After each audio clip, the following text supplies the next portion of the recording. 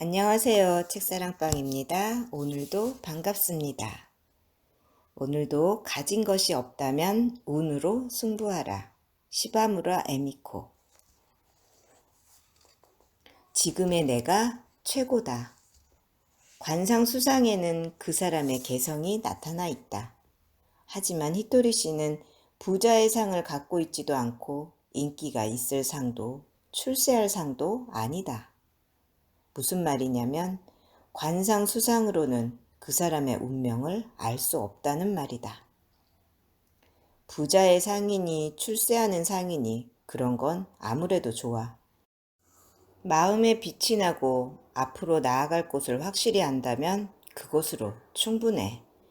왜냐하면 소질이 없다 해도 출세한 사람을 연구해서 남들이 싫어하는 일을 하지 않거나 돈을 모으거나 해야 할 일을 확실히 하면 어떤 사람이든 부자가 되고 출세하지 않겠어?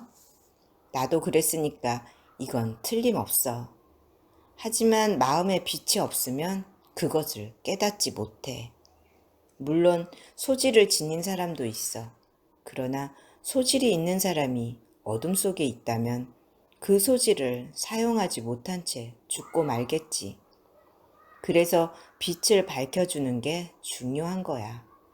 그러면 자신의 마음에도 빛이 나겠지. 자신도 성장하는 거야. 남에게 준 것은 반드시 되돌아와. 주는 것만으로 끝나지는 않지.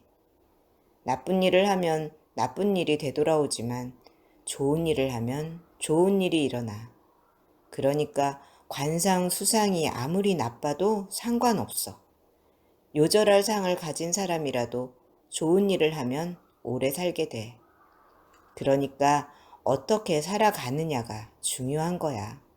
마음에 빛을 밝혀 그 빛을 나누어 주면 기적은 점점 더 많아지는 거지. 그렇다면 마음의 빛을 밝힌다는 것은 뭘까? 그렇다. 이렇게 생각하는 것이다. 나는 행복해. 지금의 내가 최고야. 자신감이 지나친 것은 아닐까 하는 생각은 하지 말자. 지금의 당신이 최고다.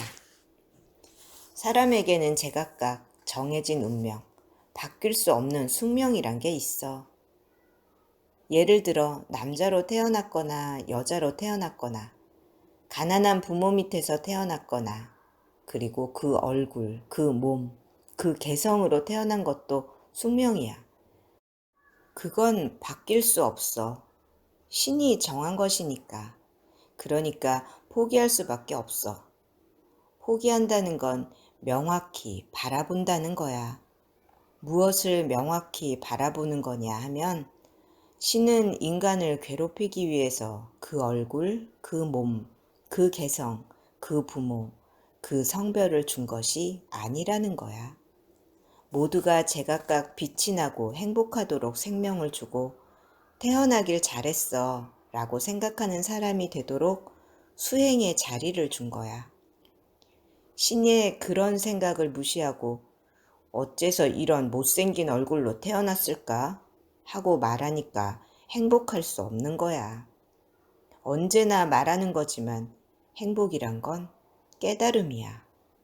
그저 멍청이 있으면 언제까지나 자신이 행복하다는 것을 깨닫지 못해. 그러니까 나는 행복해. 지금의 나는 최고야. 라고 해봐. 그리고 매일 밥을 먹을 수 있다는 것, 함께 살아갈 친구가 있다는 것, 기쁜 일, 생명을 부여받은 것 등 여러 다양한 행복을 찾아가는 거야. 그러면 진심으로 자신이 행복한 인간이란 것을 깨닫게 될 거야. 그 깨달음이 이윽고 감사로 바뀔 테고. 그래서 말인데 신이 영화감독 같은 거라고 생각해봐. 행인 1이라고 해서 푸념하지 말고 감독이 역할을 준 것에 감사하며 최고의 행인 1이 되는 거야. 그러면 그 모습에 빛이 나고 감독의 눈에 들겠지. 그러는 동안 점점 한마디든 두마디든 대사가 늘어나게 될 거야. 그때 적은 대사라도 한마디 할 수 있는 게 어디야 하고 더 열심히 하면 더더욱 빛이 나고 언젠가 더 중요한 배역을 맡을 수 있는 거야. 이런 얘기 믿어주지 않아도 괜찮아. 신이라고 했지만 특별히 종교를 믿는 것도 아니고 다만 항상 눈앞에 있는 현실에 정면으로 맞서면 돼. 우리는 신에게 감사할 일은 있어도 간절히 바랄 일은 아무것도 없는 거야. 공기를 만들어주고 물을 만들어주고 맛있는 음식을 만들어주고 게다가 생명까지 주었잖아. 이 이상 무엇을 바라겠어? 나머지는 우리 자신의 몫이야.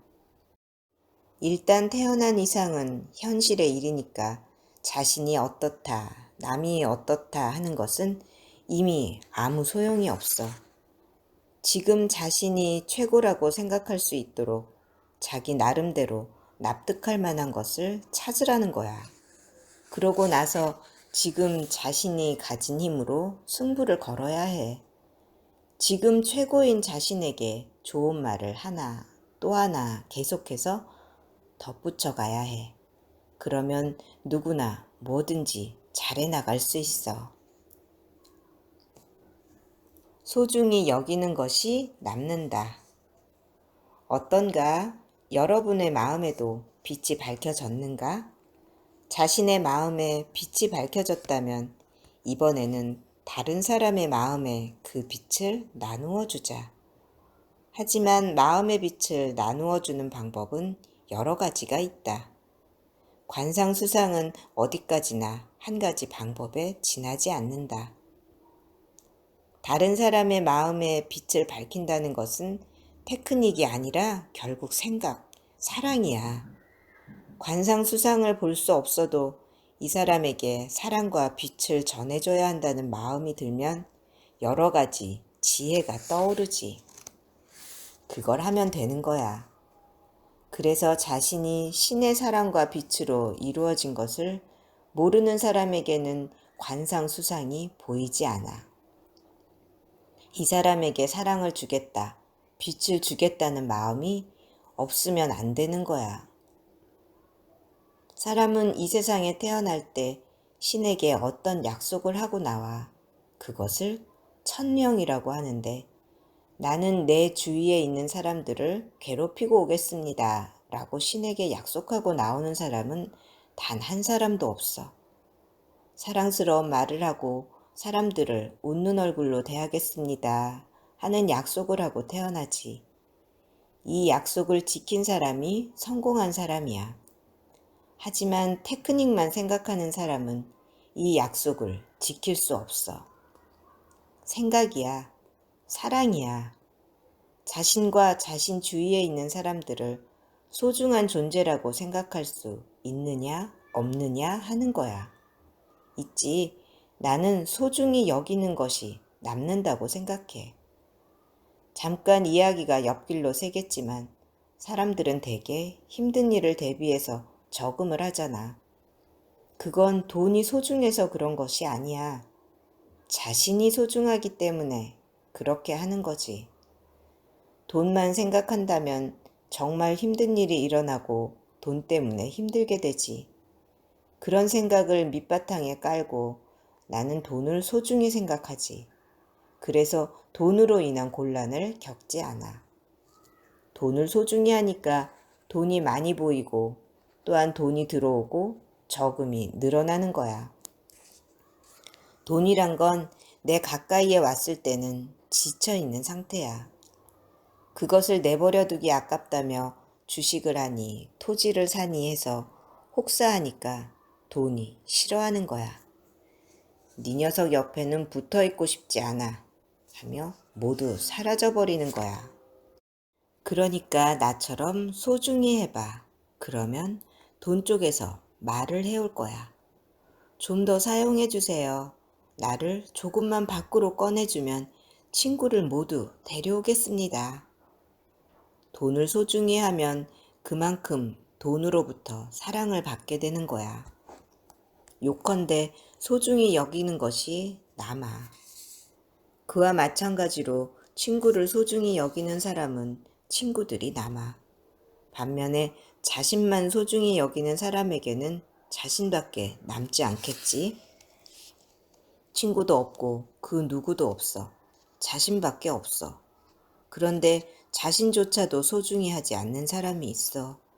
그런 사람은 자살이라는 극단적인 방법을 선택해서 아무것도 남지 않게 돼.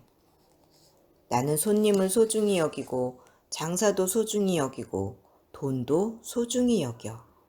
하지만 그 이상으로 10명의 제자들이 소중하고 마루칸의 사람들 전원이 소중해. 그러니까 나는 소중한 사람들 모두에게 둘러싸여 있는 거야. 소중한 사람에게 둘러싸여 있는 인생이야말로 최고의 인생이야. 나는 돈, 장사, 손님 모두 소중하고 사랑해.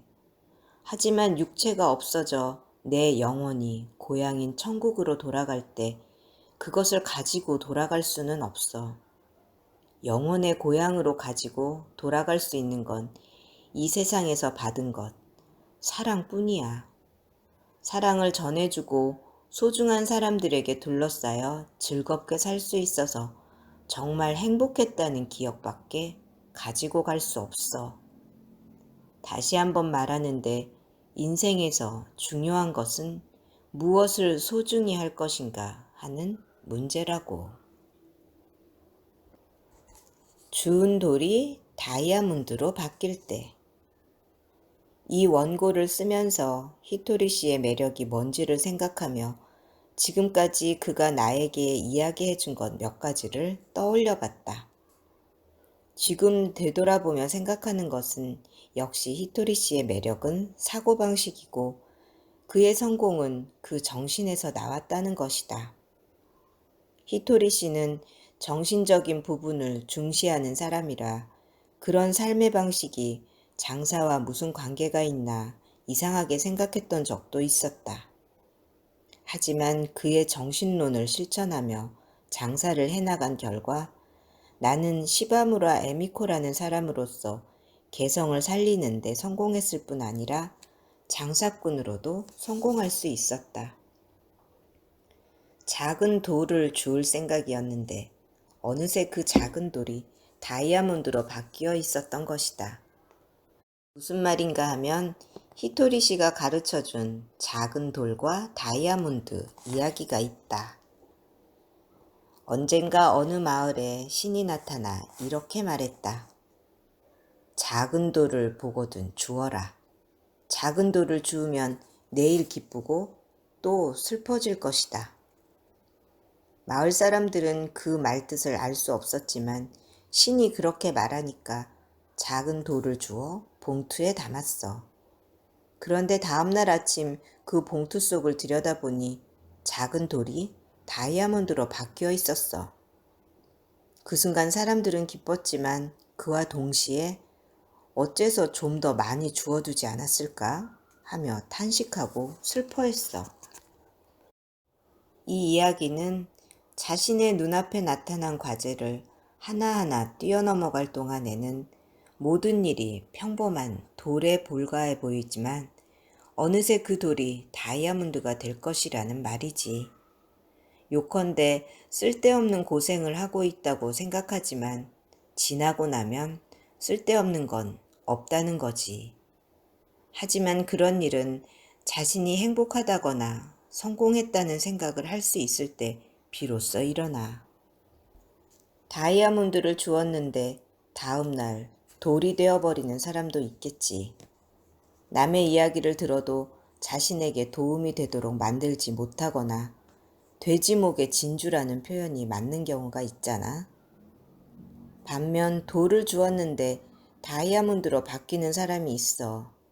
그러니까 내가 에미 씨에게 뭔가를 가르쳐줘서 에미 씨가 성공한 게 아니야. 내가 한 말을 듣고 성공을 만들어낸 에미 씨가 대단한 거야. 나는 에미 씨에게 도움이 되어준 것 뿐이야. 하지만 내 인생도 히토리 씨의 인생도 여전히 이제부터다. 그가 완벽한 사람은 아닌 만큼 하물며 그 제자인 내가 완벽할 리는 없다.